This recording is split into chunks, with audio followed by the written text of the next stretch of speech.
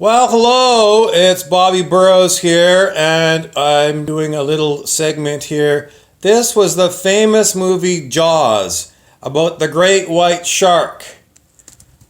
And that's the topic that I'm going to talk about. And it's one that I keep coming back to, harping and harping. So, a couple of things I'm going to talk about before I get into the topic is the symbolism of me. So, my hat is a moose head. It's a kind of beer in Canada. But, when I looked up the symbology of this hat, because you can look up anything on the internet, and I really encourage you to look at the symbology of things that come into your life because they're messages from the universe about what's going on. And the moose, it's a very large animal that lives in the bush in Canada and different places. Has huge antlers. It's an incredibly powerful animal. I've seen a moose in the middle of a giant lake in northern Ontario swimming across a lake.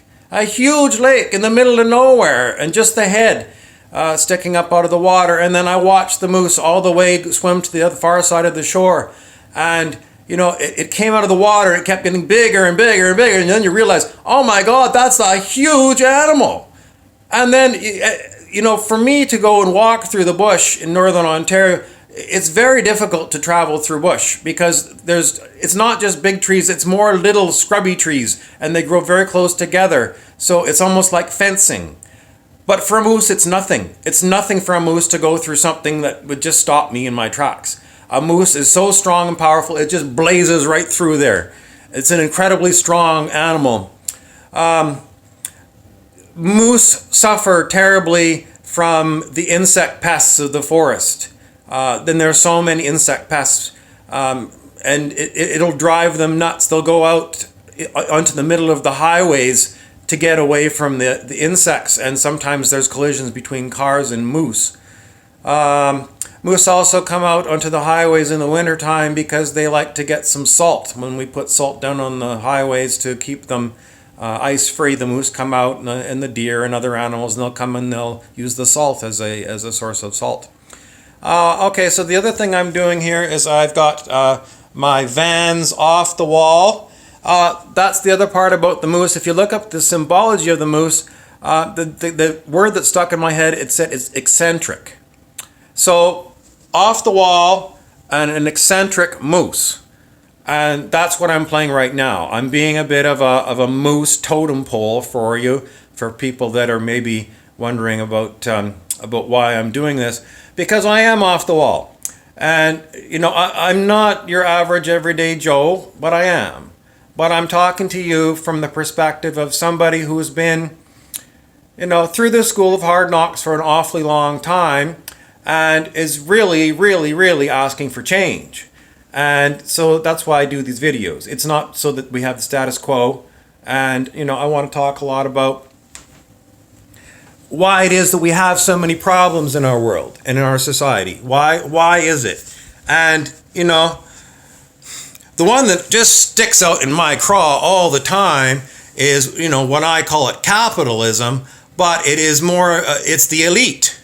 It's the elitism of the few who basically, I watched one of these prosperity guys, and I did another video just earlier about the prosperity idea that people that are, you go and you're business owner, or you buy apartment buildings, you buy lots of assets, you buy highways, you buy countries, you buy politicians, you buy churches, you buy all these things so that you can rake in money from the population. And, when I look at this, people wonder why people get sick. Primarily, why do they get depressed? And why do people commit suicide? And I'm going to tell you, the doctors will say, well, depression is a biochemical imbalance that we can maybe correct by giving you serotonin uptake inhibitors and different kind of ideas. But, it's a Band-Aid on the problem. The problem is that the societies that we live in on planet Earth, they punish people. People are punished because the same person that said if you're a business owner, you deserve to raise the prices. You should charge more for your services.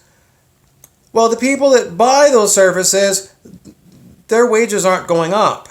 When I look at it, the wages that we make today on average have not gone up since I was a young man, and yet prices of housing and gasoline and beer and food have tripled.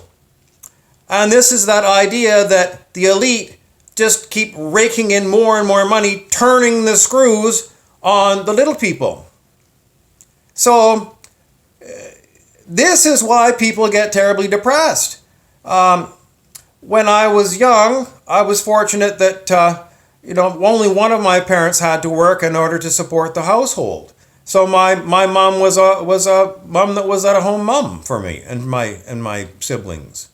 It wasn't the case for everyone that I know, but there was, when I compare it to now, not only are both parents working to support the household, but often they're working extra overtime shifts, picking up extra shifts because they need the money.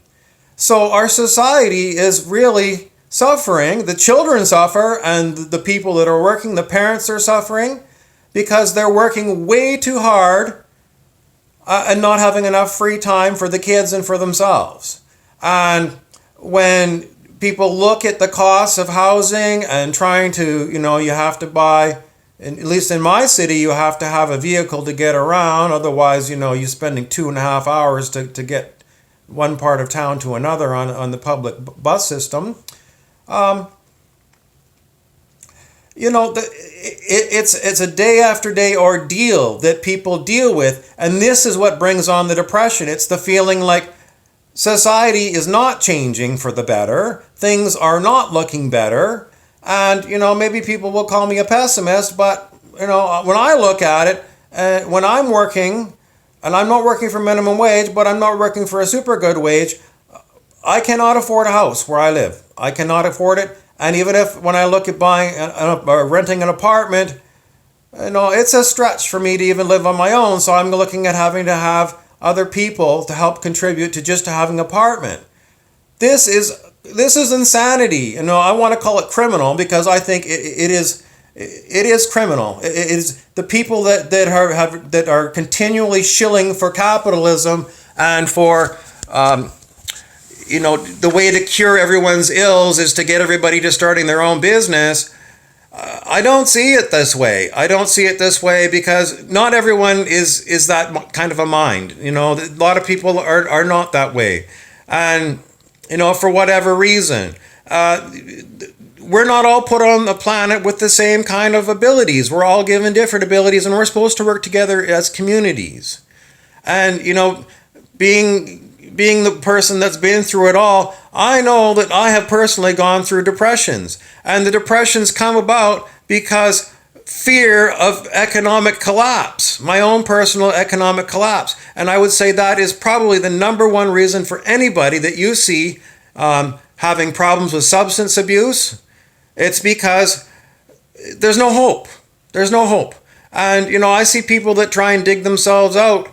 And, I give them full credit for it. But when I look at what they're up against, maybe they're, they've been given their pep talks, But when I look at it and I say, well, if I was in your situation, it's what I try and do, living moment to moment. But if I put on, the clear eyes of it all and I say, well, if you've got to spend so much money in order to get a household going and you have to work so hard, where is the progress in our society? We're supposed to be an advancing society. There was a lot of promises that were made, even with computers. Computers were going to lighten the load. We were going to be able to get computers and robots and automation, and it was going to go and provide more leisure time for humanity. It hasn't happened. The top people at the top, they get more things. They get more toys. They get more vacations. And they get more servants, and they get more money in the bank, and they own more things. But everybody else has not seen the benefit of automation. They have not seen the benefits of computers. And, they have not seen the benefits of generosity of the rich. The people that are at the top, if they build an apartment building, then they charge ridiculous rents. They don't go and put it into a fund to create co-op housing for people. The ideas are available that you can do things. Habitat for Humanity is not nearly big enough. This is why people get depressed. And this is why, in the end, I believe the root cause of the suicide problems that we see in our communities and the opioid addictions. I'll tell you, the reason people are doing opiates on and on and on is because when they go back and they try and live in the real world, if they go through treatment programs, they relapse primarily because, once they get back into it, the daily grind of it all, work, doing the same thing over and over again, not getting real enjoyment out of their life. And, it's a tricky thing. When I say that, because people will say, well, maybe you've got problems. And I'm going to say, well, I'm pretty good. I've learned out over the years of how to stay moment to moment. And that's really the way that I survive, avoiding depression. And when the thing comes on, it's like consciously breathing through it. But I come back to it again, and anybody looking at our society, it's not a good society. I say we've got a very, very sick society. Very sick society, and I see governments that are going into heavy debt to try and provide for social services, which are never enough. And, I always come back to, the top 4 people in the planet own as much as the bottom 3 billion. There is your problem, your root problem, people. And I'm not saying that we have to go to some other thing that's been tried before and failed. But the communities have to be reorganized, and we can't have this incredible economic disparity. And that's basically my takeaway for you. That if I'm a revolutionist, I am a revolutionist. We need a huge revolution. We need a huge change. And if there were, I always think, kooky as it might be, I remember in Star Trek that the advanced beings that Captain Kirk and Captain Picard and Captain Janeway belonged to, they had this prime directive not to interfere with societies that were developing. I think this prime directive thing, if it's a real thing, it's a nightmare. It's a stupid thing. I think that if there are beings out there that are monitoring us, I for one say, hey, if you can come in here and if you can, get rid of some of these people that are turning the screws on all the rest of us, hey, please come in. I am inviting you in. Okay, so that's my little bit. And, is it going to happen? Well, it hasn't happened in my lifetime, but I hear all kinds of kooky things, and, that's why I put up kooky videos. But, if they're looking for permission or an invitation, for God's sake, I'm inviting you in, and I'm actually asking you to come in and step in and take action and change things, because people are suffering terribly on this planet, and we need help. I'm Bobby Burrows. Stay moment to moment in the meantime. That's the best way you can go to keep from going crazy in a world that's insane. Thank you for listening, and have a great afternoon.